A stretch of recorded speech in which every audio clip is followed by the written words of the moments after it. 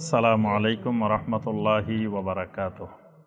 আলহামদুলিল্লাহি ওয়াহদা ওয়াসসালাতু ওয়াসসালামু আলা মান লা নাবিয়্যা বা'দা ওয়া আলা আলিহি ওয়া সাহবিহি ওয়া মাওয়ালা। সম্মানিত ভাই ও বোনেরা, আলহামদুলিল্লাহ, আমার পরে সম্মানিত বিজ্ঞ আরো ওলামায়ে কেরাম আপনাদের সামনে আলোচনা পেশ করবেন।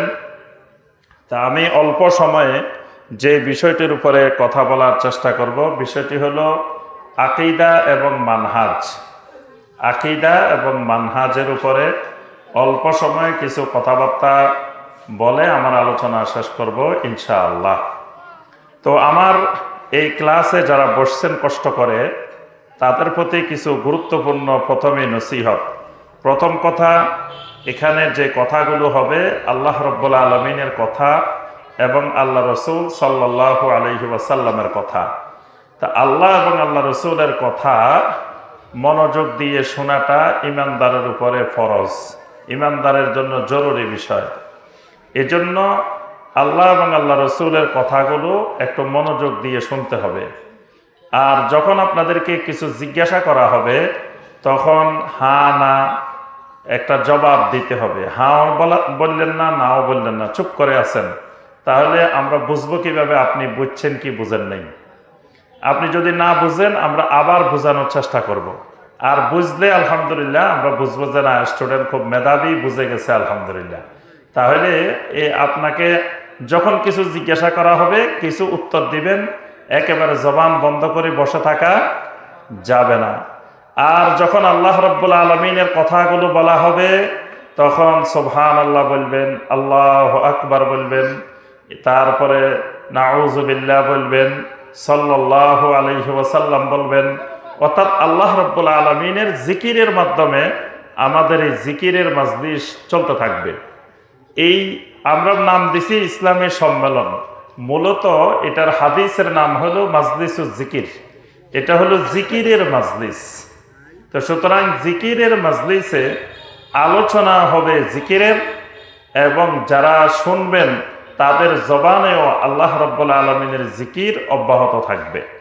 এই বিষয়গুলো খেয়াল রেখে আমরা আমাদের মূল আলোচনায় আসি। দুটি বিষয়ের আলোচনা, একটা বিষয় হলো আকীদা আর একটা বিষয় হলো মানহাজ। বলেন তো দেখি কি কি বিষয়ের আলোচনা? মাশাআল্লাহ, বোঝা গেছে স্টুডেন্ট আজকে খুব মেধাবী স্টুডেন্ট। ইনশাআল্লাহ মেধাবী স্টুডেন্ট হলে অল্প সময়ে অনেক দূর আগানো যাবে, আর দুর্বল স্টুডেন্ট হলে বেশি দূর আগানো যাবে না। তা আলহামদুলিল্লাহ, প্রথমে বোঝা গেছে আজকের স্টুডেন্ট সব কি মেধাবী স্বীকার করে না, কয় না আমরা তো দুর্বল। স্টুডেন্ট সব কি মেধাবী, আলহামদুলিল্লাহ। তাহলে মেধাবী স্টুডেন্ট হইলে ইনশাআল্লাহ ক্লাস খুব দ্রুত আগাবে। তাহলে আমাদের আলোচনার একটা বিষয় হলো আকীদা, আর একটা বিষয় হলো মানহাজ। দুইটাই খুবই গুরুত্বপূর্ণ বিষয় এবং খুবই দীর্ঘ সময়ের লম্বা আলোচনার বিষয়। তবে আমরা অল্প সময়ে দুইটা বিষয়ের দিকে সংক্ষিপ্তভাবে নজর দেওয়ার চেষ্টা করব ইনশাআল্লাহ। প্রথমে আসি আমরা আকীদা। আকীদাটা আরবি আকদুন থেকে, আকদুন উকদাতুন, এই শব্দ থেকে আকীদা। উকদাতুন মানে গিরা। উকদাতুন মানে কি? গিরা। গিরা বুঝেন তো? আমাদের দেশে গিট্টু লাগায় না? গিট্টু লাগানি বুঝেন নেই? দুইজনের মাঝখানে যায়, একজনে গিরা লাগাই দেয়, গিট্টু লাগাই দেয়, লাগাই দুইজনের মধ্যে ঝগড়া লাগাই দেয়, এরকম আছে না? এটাকে কি বলে? গিরা লাগানি, গিট্টু লাগানি। আচ্ছা, এরপরে এই উকদাতুনের বহুবচন হলো ওকাদ। বহুবচন হলো ওকাদ। সূরা আল ফালাকের মধ্যে আছে, আল্লাহ রাব্বুল আলামিন বলছেন, ওয়া মিন শাররিন নাফাসাতি ফিল উকাদ। ফিল উকাদ আছে না? এই সূরা তো সবাই পারেন তো নাকি? এই সূরার মধ্যে আছে কি? কুল আউযু বিরাব্বিল ফালাক মিন শাররি মা খালাক ওয়া মিন শাররি গাসিকিন ইযা ওয়াকাব ওয়া মিন শাররিন নাফাসাতি ফিল উকাদ ওয়া মিন শাররিন নাফাসাতি ফিল উকাদ। এই নাফাসাত মানে হলো ফুৎকার দানকারিনী, আর ফিল উকাদ মানে গিরা সমূহের মধ্যে। এই উকাদটা হলো আকীদার উকদাতুনের বহুবচন। তাহলে আমরা আকীদার একটা অর্থ পাইলাম গিরা। আকীদার একটা অর্থ হলো শক্ত করে বাঁধা, মানে একেবারে কঠিন করে। আমরা মাঠের থেকে যখন ধান আনি, ধান কাটি, ধান কাটার পরে আমরা বান্ধি না ধানগুলোকে, এটার আপনারা কি বলেন? আটি বান্ধা। এই যে আটি বান্ধেন, যে একেবারে শক্ত করে না বাঁধলে বাড়িতে আনার সময় কিন্তু খুলে মাথার উপর থেকে পড়ে যাব, অথবা কান্দে নিলে কান্দের থেকে খুলে এটা পড়ে যাব। এই জন্য এটারে শক্ত করে বাঁধতে হয়। এই শক্ত করে আটি বান্ধা, এটাকে বলা হয় আকদুন।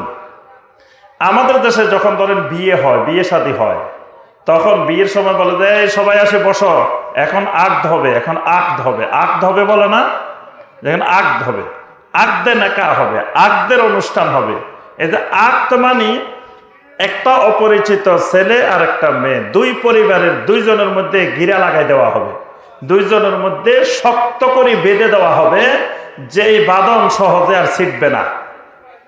এইরকম শক্ত করে বাঁধা, গিরা লাগানো, এই জিনিসটাকে আরবিতে বলা হয় কি? আকীদা। এই জিনিসটাকে কি বলা হয়? আকীদা। একজন ইমানদার আল্লাহ রাব্বুল আলামিনের প্রতি ঈমান আনতে হইলে তিন জায়গা মিলে ঈমান আনতে হয়। কয় জায়গা? তিন জায়গা। প্রথমে একজন ইমানদার যখন ঈমান আনার জন্য আসবে, একজন আসি করতেছে, ভাই আমি একটু মুসলিম হতে চাই, আমার একটু মুসলিম বানাই দেন। তো কেমনে বানাইবেন? প্রথম নম্বরে তার জবানে, তার মুখে কালেমাটার ঘোষণা দিতে হবে, কালেমাটার স্বীকৃতি দিতে হবে, মুখে স্বীকৃতি। প্রথম আসলে আমরা তাকে পড়াই দিব, আশহাদু আল্লাহ ইলাহা ইল্লাল্লাহু ওয়াহদাহু লা শারীকা লাহ ওয়া আশহাদু আন্না মুহাম্মাদান আবদুহু ওয়া রাসূলুহু। সুবহানাল্লাহ। আপনাদের এই এলাকায় কি কালেমা এটা তো নাকি আরেকটা আছে? তাহলে কেউ মুসলমান হতে চাইলে তাকে কালেমা পড়াই দিতে হয়। কালেমায়ে শাহাদাত উচ্চারণের মাধ্যমে আল্লাহর বান্দা মুসলিম হয়ে যায়। এই কালেমা পড়ার আগে আল্লাহর বান্দা ছিল শাররুল বারিয়া, সৃষ্টির সবচাইতে নিকৃষ্ট জীব। এই কালেমাটা ঘোষণা দেওয়ার সাথে সাথে আল্লাহর বান্দা হয়ে গেছে খায়রুল বারিয়া। সুবহানাল্লাহ। সূরা আল বাইয়িনার মধ্যে দেখবেন 6 নম্বর আর 7 নম্বর আয়াত। 6 নম্বর আয়াতে আল্লাহ রাব্বুল আলামিন বলছেন, ইন্নাল্লাযীনা কাফারু মিন আহলিল কিতাবি ওয়াল মুশরিকিনা ফি নারি জাহান্নাম খালিদিনা ফিহা উলাইকা হুম শাররুল বারিয়া। কালেমা পড়ার আগে, এই কালেমার স্বীকৃতি দানের আগে যত মানুষ আছে, এই মানুষগুলো সব হলো উলাইকা হুম শাররুল বারিয়া, সৃষ্টি জগতের মধ্যে সবচাইতে নিকৃষ্ট সৃষ্টি।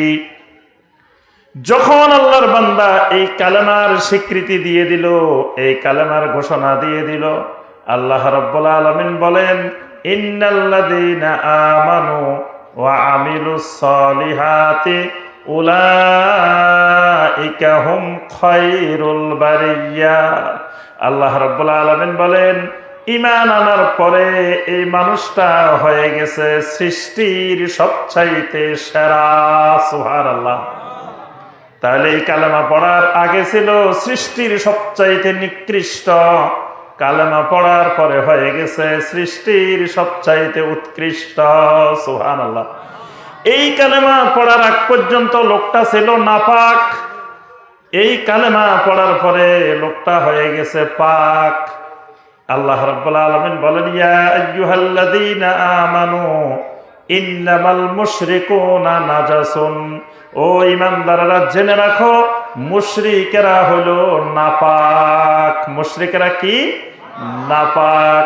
যখন কালেমা পড়ে নিছে, আল্লাহর বান্দা এখন পাক হয়ে গেছে।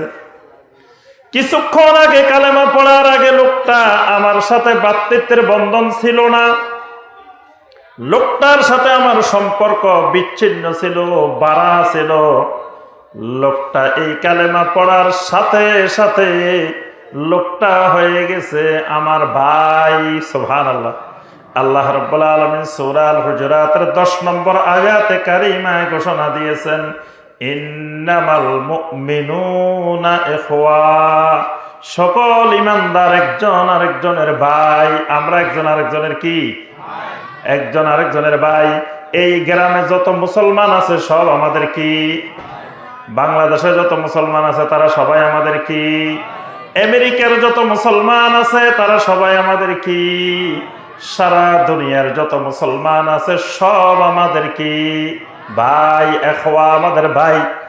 এই কালেমা পড়ার আগ পর্যন্ত ভাই ছিল না, কালেমা পড়ার পরে লোকটা হয়ে গেছে আমাদের ভাই।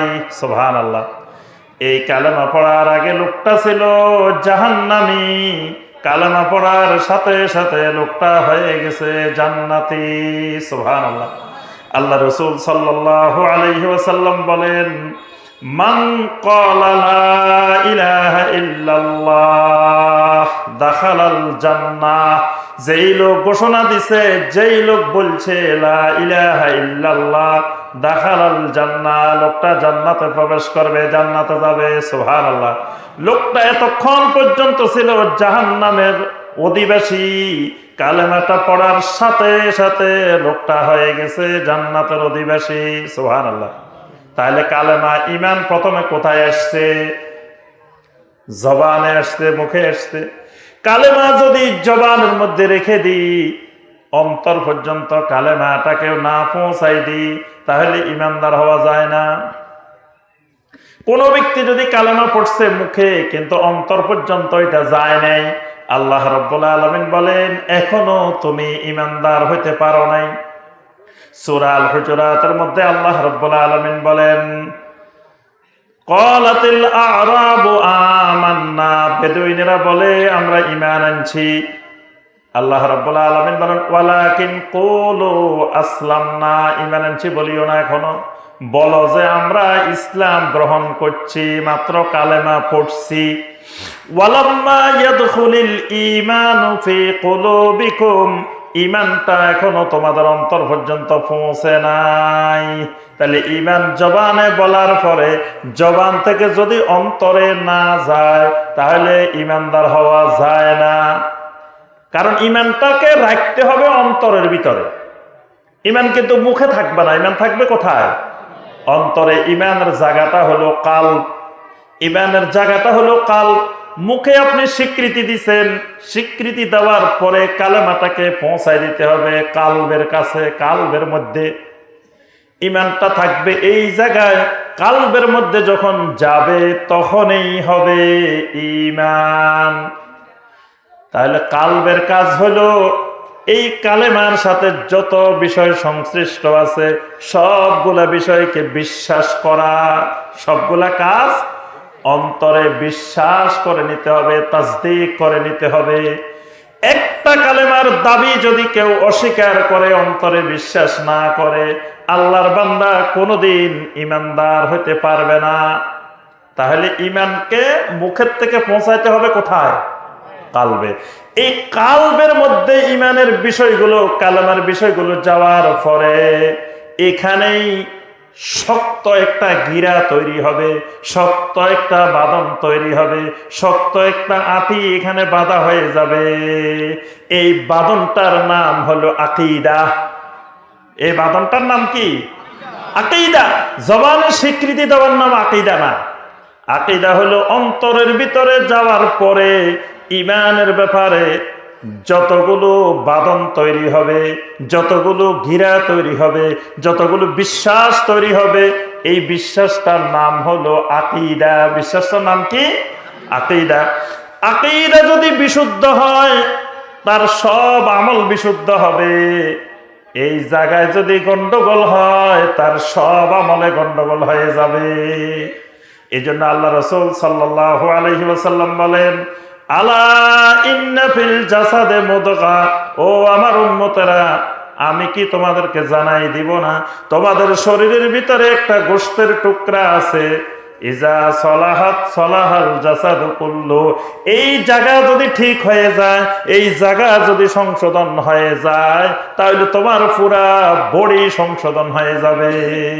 ওয়া ইদা ফাসাদাত এই জায়গা যদি নষ্ট হয়ে যায়, ফাসাদাল জাসাদু কুল্লু, তোমার পুরা বডি নষ্ট হয়ে যাবে। আলা ওয়াহিয়াল কালব, সেটার নাম হলো কালব। সেটার নাম কি? কালব। এটার নাম অন্তর।